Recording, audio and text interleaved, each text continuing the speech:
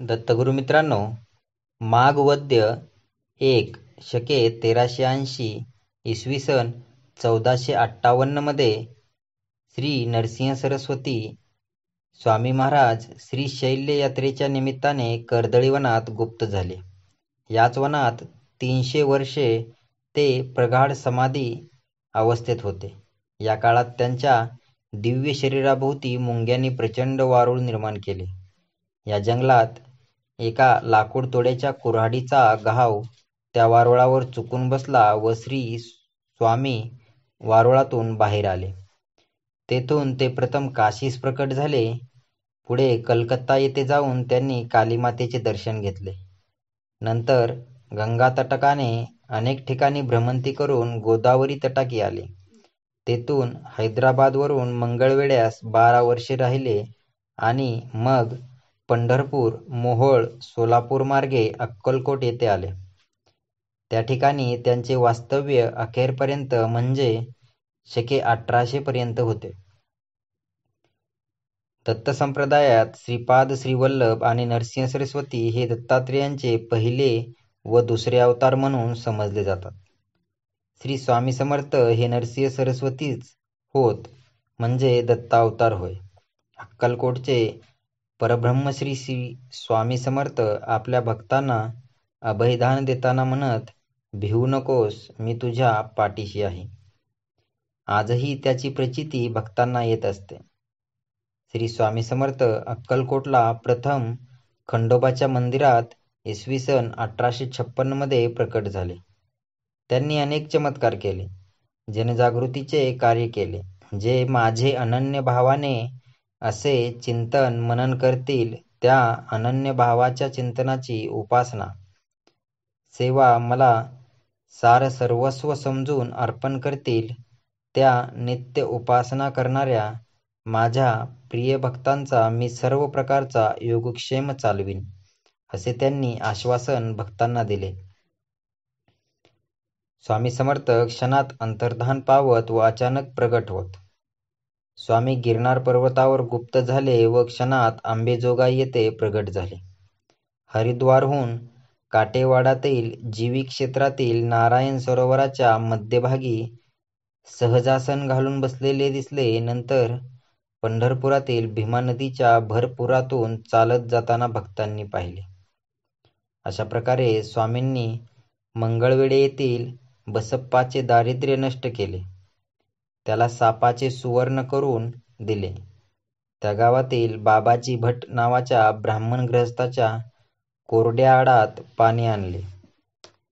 पंडित नावाच्या आंधळ्या ब्राह्मणास डोळे दिले. हे सर्व चमत्कार स्वामी समर्थांनी लोकांना भक्तिमार्गाला लावण्यासाठी केले. संत हे लोकांच्या कल्याणासाठी, लोकांच्या धारणेसाठी आणि लोकांच्या आत्मिक परमार्थिक ऐश्वर्यासाठीच असतात. ते दुसऱ्यांना सुखाने सुखवणारे असतात. स्वामी समर्थांनी समाजातील दुष्ट प्रवृत्ती नाहीशी करून तेथे सत्विचारांची पुनर्स्थापना केली. दुःखी पीडित लोकांवर कृपेचा वर्षाव केला. इच्छुक भक्तांना स्मरणात राहील असा अनुभव देऊन प्रेमबंधनाने आपलेसे केले. स्वामी समर्थांना श्रीमंत व गरीब सारखेच मानित. त्यांना साधा भोळा भक्तिभाव आवडत असे. त्यांच्या अंतरी जनसामान्यांविषयी अपार प्रेम होते. स्वामी समर्थ अतिशय तेज पुंज होते. कोटी सूर्याचे तेज त्यांच्या मुखावर विलसत असे. डोळ्यात अपरंपार कारुण्य होते. भक्तावर संकट कोसळले तर ते दूर करीत. एकदा स्वामी समर्थांच्या दर्शनासाठी अक्कलकोटचे महाराज मालोजीराजे हत्तीवर बसून आले होते. जेव्हा त्यांनी स्वामी समर्थांच्या चरणावर मस्तक ठेवले, तेव्हा त्यांनी मालोजीराजे यांच्या श्रीमुखात दिली व म्हणाले, तुझे मोठेपण तुझ्या घरात, ते येथे कशाला पाहिजे? आम्ही असे राजे पुष्कळ बनवतो. तेव्हापासून मालोजीराजे स्वामी समर्थांच्या दर्शनाला पायीच येत असत. अक्कलकोट संस्थानातील मानकरी सरदार तात्या भोसले यांचे मन संस्थानातून संसारातून विटले होते. तेव्हा ते स्वामी समर्थांच्या चरणी राहून त्यांची भक्तिभावे सेवा करू लागले. एकदा ते स्वामी समर्थांजवळ बसले असता ते तात्या भोसले यांना म्हणाले, तुझ्या नावाची चिठ्ठी आली आहे. तेव्हा तात्या भोसले यांनी स्वामी समर्थांना प्रार्थना केली की मला अजून आपली सेवा करावयाची आहे. तात्या भोसले यांनी त्या यमदूताला पाहिले. ते घाबरले. आपल्या भक्ताची तळमळ पाहून स्वामी समर्थांनी यमदूताला सांगितले की हा माझा भक्त आहे, याला स्पर्श करू नकोस, त्या पलीकडच्या बैलाला घेऊन जा. त्या बैलाचे प्राण गेले व तो जमिनीवर कोसळला. श्री स्वामी समर्थ हे भक्तकाम कल्पद्रुम आहेत, चिंतामणी आहेत. त्यांच्या हृदयात करुणेचा सागर हे लावतो. त्यांना हाक मारा, ते सदैव तुमच्या जवळच आहेत. स्वामी समर्थ आपल्या भक्तांच्या कल्याणाबाबत सदोदित जागरूक राहून त्यांची भयानक संकटातून मुक्तता करतात. अक्कलकोटला मोरोबा कुलकर्णी नावाचा एक स्वामी भक्त होता. त्याच्या अंगणात श्री स्वामी समर्थ आपल्या सेवेकऱ्यांसह झोपले होते. मोरोबाच्या पत्नीस रात्री पोटदुखीचा त्रास होऊ लागला. हा त्रास तिला असह्य झाला. ती तशीच विहिरीत जीव द्यायला निघाली. स्वामी समर्थ एकदम जागे झाले व सेवेकऱ्यास म्हणाले, अरे, विहिरीवर कोण जीव देते पहा बरं, त्या व्यक्तीस माझ्याकडे घेऊन ये. सेवेकरी विहिरीजवळ गेला. तो मोरोबाची पत्नी विहिरीत उडी मारण्याच्या तयारीत दिसली. त्याने तिला स्वामी समर्थांपुढे आणले. त्यांनी तिच्याकडे कृपादृष्टीने पाहिले. तिची पोटदुखी नाहीशी झाली.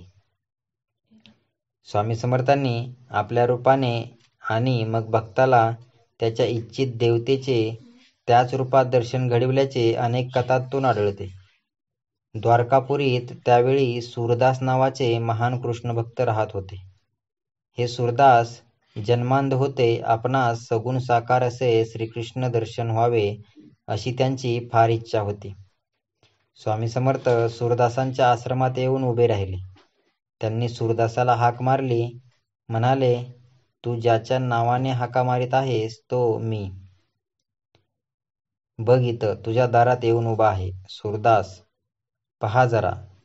इतकं बोलून समर्थांनी त्यांच्या दोन्ही डोळ्यांना हस्तस्पर्श केला. त्याबरोबर सूरदासाला दिव्यदृष्टी प्राप्त झाली आणि त्यांना शंख, चक्र, गदाधारी असे श्रीकृष्णाचे सगुण रूप दिसू लागले.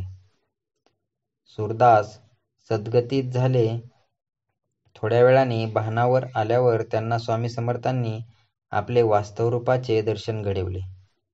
सूरदास भारावून गेले आणि स्वामी समर्थांना म्हणाले, मला दिव्य दृष्टी दिलीत, आता मला जन्ममरणाच्या या तापापासून मुक्त करा.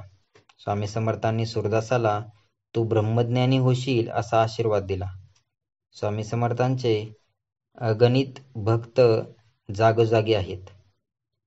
1878 साली स्वामी समर्थांनी अक्कलकोट येथे आपल्या पार्थिव देहाचा त्याग केला असला तरी हम गया नहीं, जिंदा है हे त्यांचे वचन भक्तांना आधार आहे. ज्या ज्या वेळी त्यांचे स्मरण केले जाते त्या त्यावेळी श्री स्वामी समर्थ आपणापाशीच असतात हे निश्चित. श्री स्वामी समर्थ.